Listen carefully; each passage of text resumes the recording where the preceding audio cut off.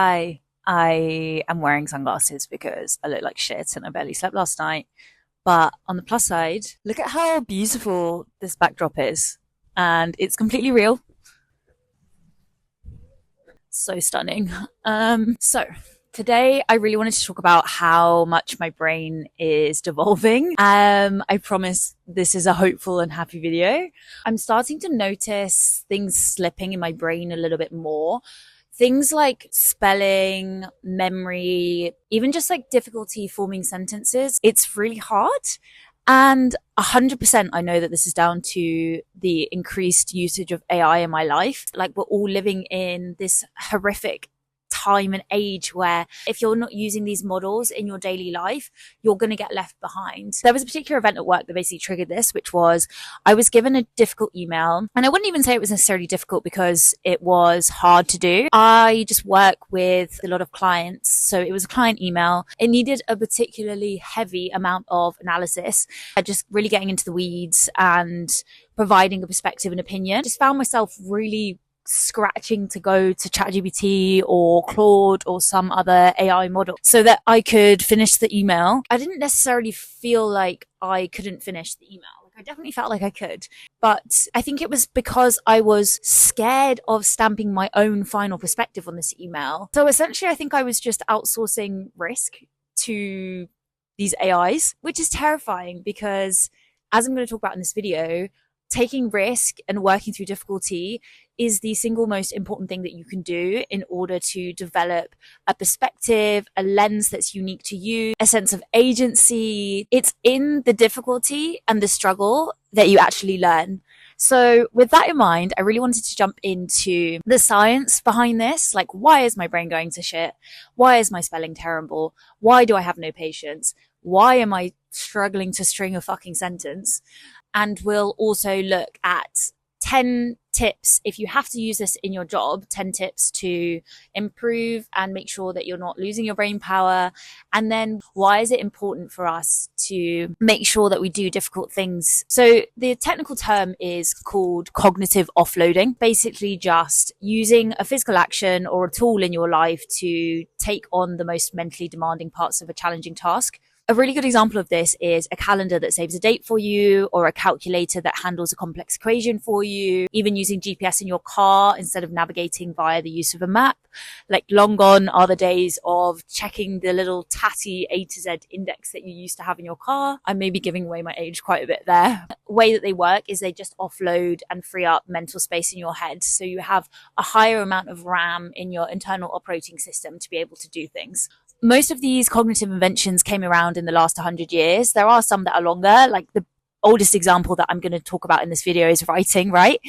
Which basically allowed humans to offload the memory of knowledge without having to store it all up here. The difference between AI and the rest of these cognitive offloading inventions, let's say, is that the majority of the other inventions only really offloaded memory.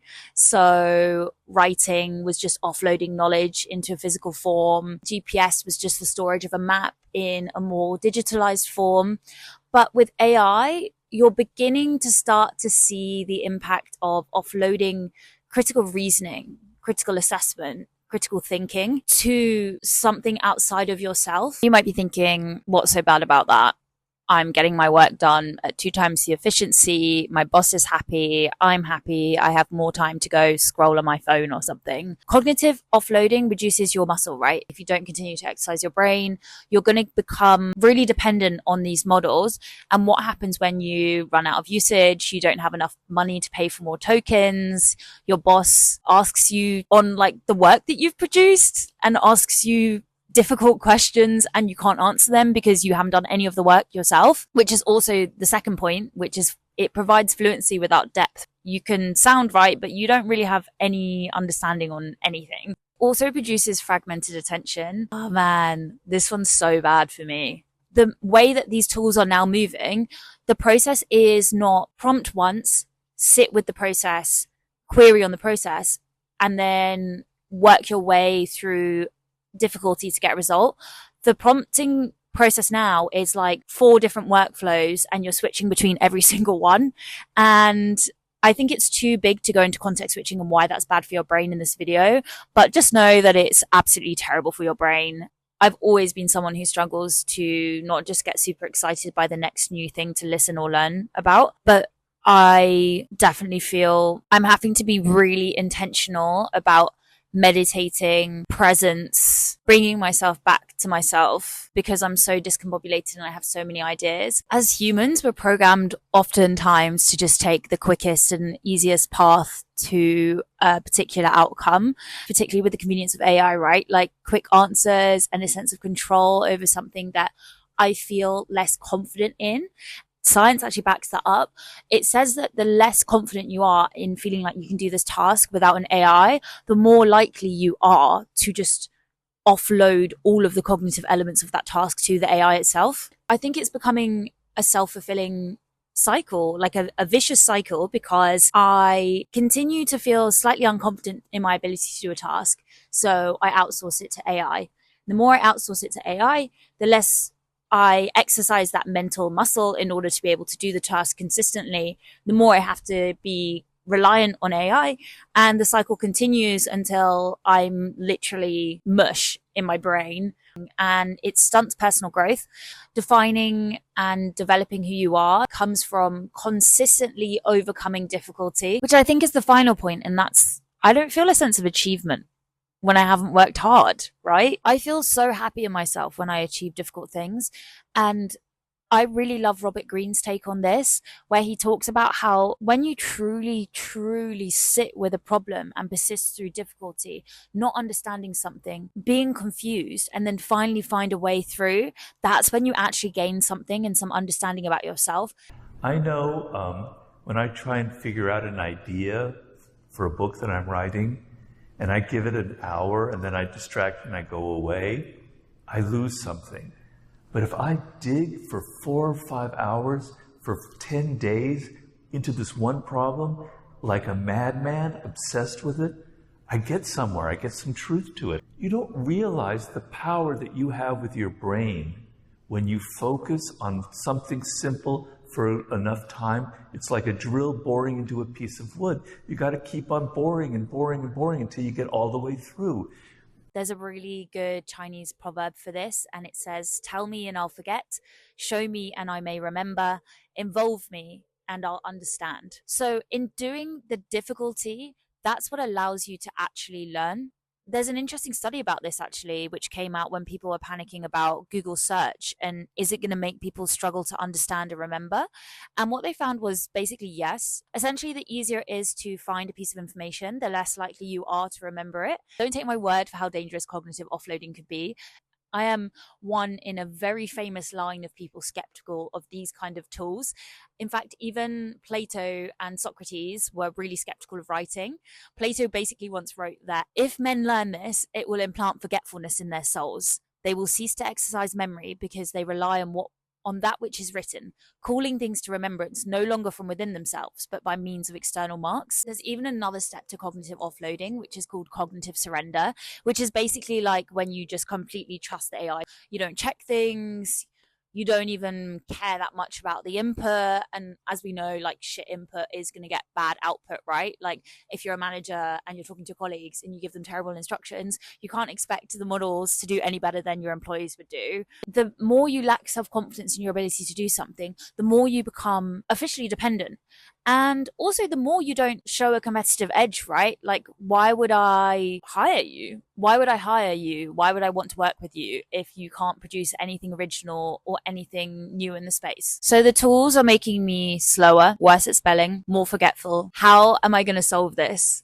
Let's run through what critical thinking is and why it's the most important thing that you can keep in this day and age as AI progresses. I'm going to look at 2 things. The first one is a general definition of critical thinking, and then the second one is something called Bloom's taxonomy. Critical thinking is essentially having new or novel thoughts. So you're not repeating something that you've already learned, but you're thinking about something new. And as you're thinking about something new, you're self-directing yourself to create effective outputs. It's you're noticing patterns in your thought that are then going to like yield interesting new novel conclusions. So novel, self-directed, and effective. One of the ways that researchers assess this is through something called Bloom's taxonomy.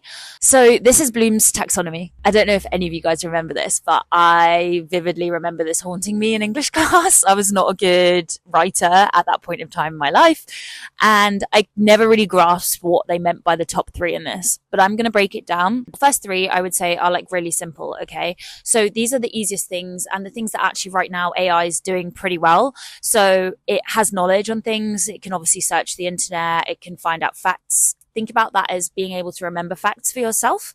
The second one is comprehension. So it can understand the facts. And then number three, it can understand the facts enough to apply them in a situation where it's relevant, like i.e. when you're prompting it for certain information, it can understand when to apply and feed you different bits of knowledge. The next three are slightly more difficult. The AI models right now, soon they will be, right now, they're not very good at doing these things. So the third one is to analyze something, which is basically to just draw a connection between different ideas. Another way of phrasing that is any number of synonyms, like you might relate things, you might organize data, you might contrast and compare two different things, you might experiment or question or test things. Once you've ticked off all of the bottom bits in the pyramid, having an opinion on something, like what do you feel about something? How do you think something should be directed? How do you... Hi. Oh. Yeah, fun reason. Okay. Where was I? So yeah, evaluating things, having a lens, having a perspective on stuff, right? Justifying or stand buying your decisions or your direction for something. And the final thing is being able to create or produce something new.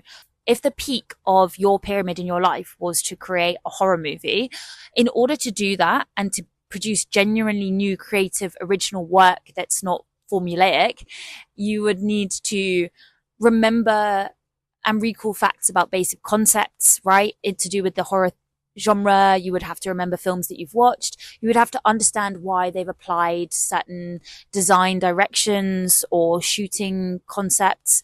You would need to also apply that in a new situation. So start to develop those skills of doing this particular shoot, storyboarding, etc., whatever it might be. And then you might analyze, especially when you're editing and running through the final cuts, you're drawing connections among things and saying like, well, actually, like maybe this is the thread we need to work by. And then you need to be able to defend and feel like your lens and your perspective is actually imparted on the work and the film that you create. And that's when you've then created something new and original, right? So I think it's really important to understand all of these things so that you can be able to continue to stay present while you're working with these AI platforms and to stay sharp. I think the way that this is going is pretty soon the only thing that you're going to have a monopoly on is your lens and your perspective on things. You should be trying to hit all of these bottom things in the pyramid so that you can provide yourself an edge. With that in mind, I would ask you to sit right now and ask yourself, is the way that you're using AI in your life right now fresh and new? Is it novel? I.e., like, are you not repeating something you've learned before?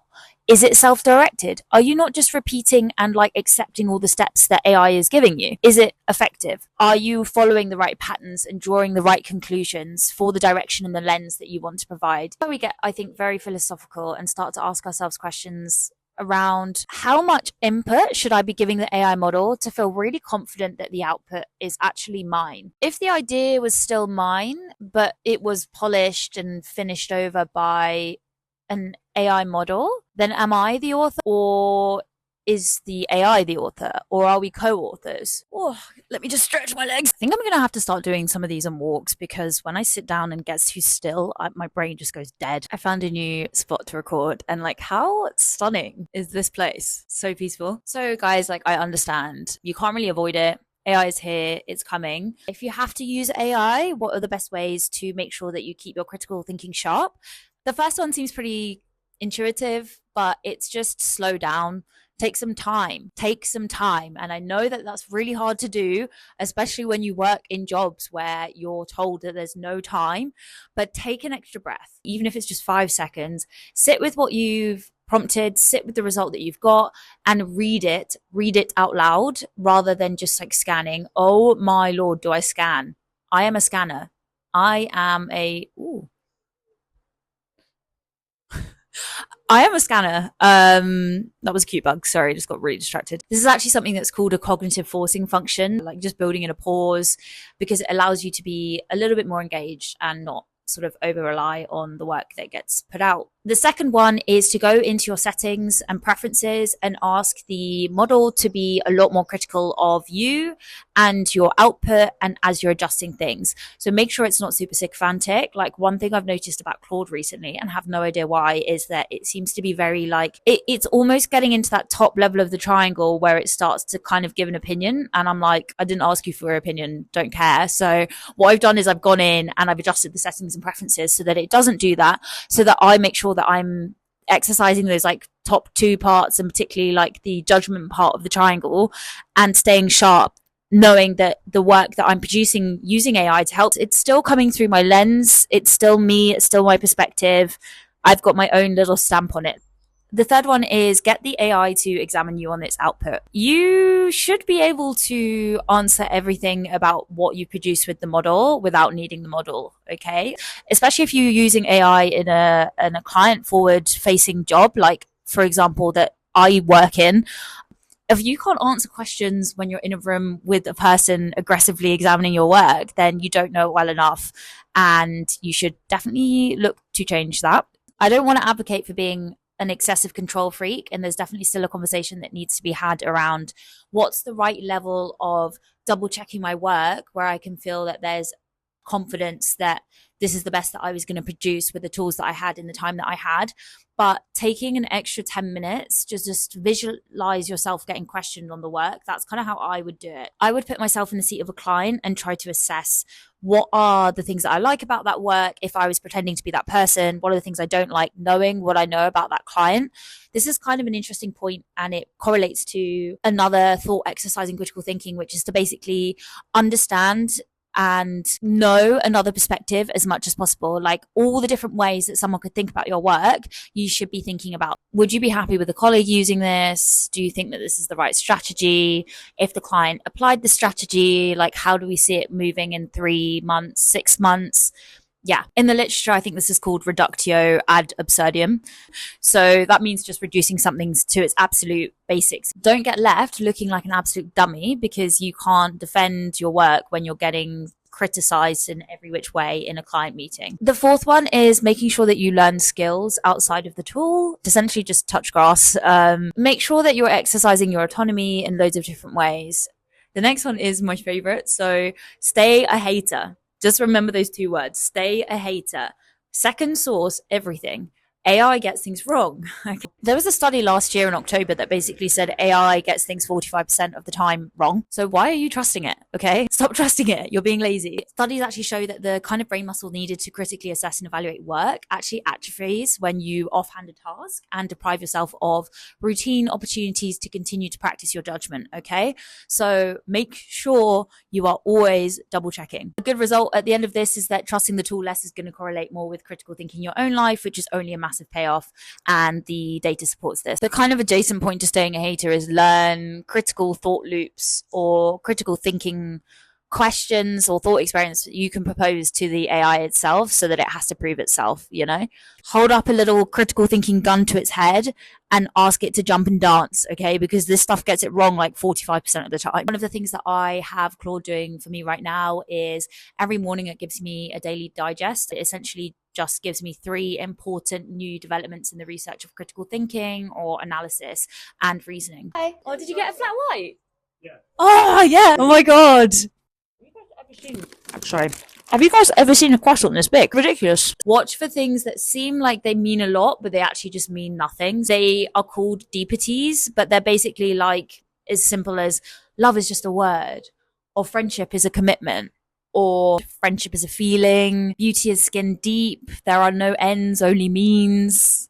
Just anything that seems super meaningful, but underneath the surface just means absolutely nothing. I feel like this next one's so basic, I don't really want to say it. It should be really obvious, but you should definitely be consulting domain experts when you're researching something, trying to figure out something new. We talk about something in my line of work called EEAT, which is the way that Google assesses if data or sources or pages are worthy to show to people because they show that they have like expertise, authority, and trust.